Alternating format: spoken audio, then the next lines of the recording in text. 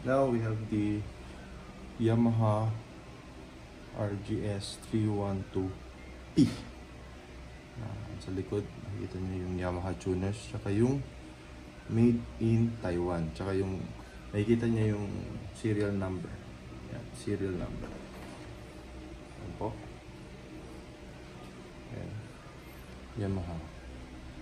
Since 1887. Yung issue lang po dito is yung sira na po yung bridge niya. Yung dito.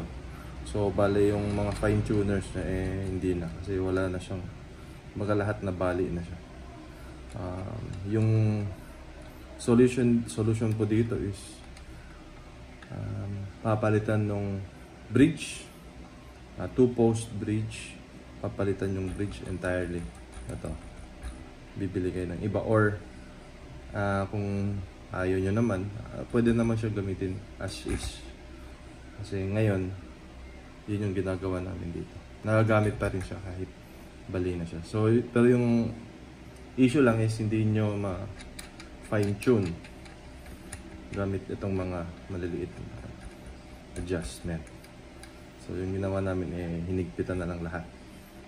Yan. Yan. Pero lahat working naman siya. Fret life, nasa mga 100% pa yung fret life niya. Pakinggan natin yung sound. So far, isa to sa mga magandang sound na alam ko. Yung pick ko. Yan. So this is the 5th position, which is ito.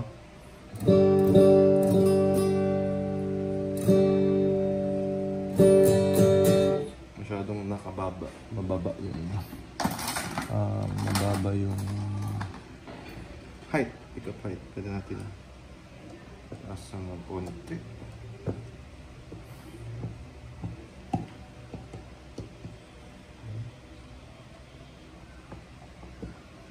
Wala akong panggamit measurement guys ha. Ano lang, mata-mata lang.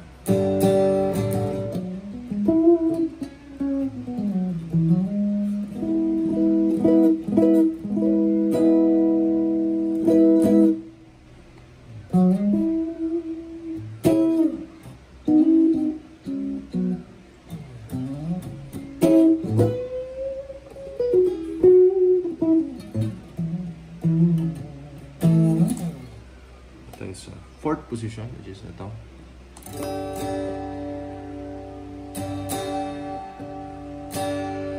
Hingin natin ang konting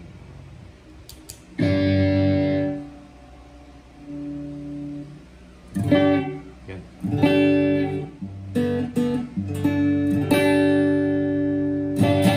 Balikan natin yung 5th position.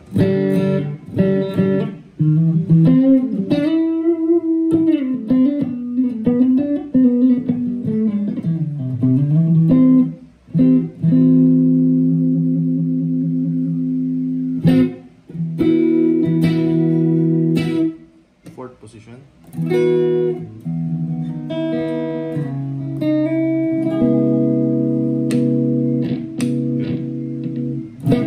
Minsan ganyan siya guys kasi medyo matagal na. Contact cleaner lang.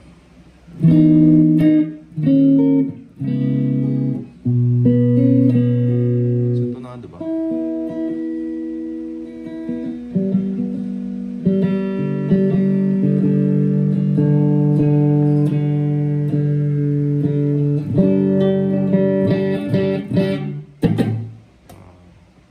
Third position, which is this one.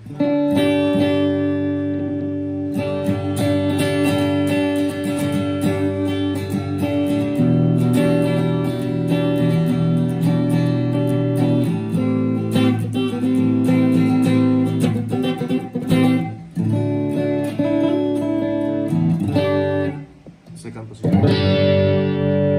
Lakas ng bridge.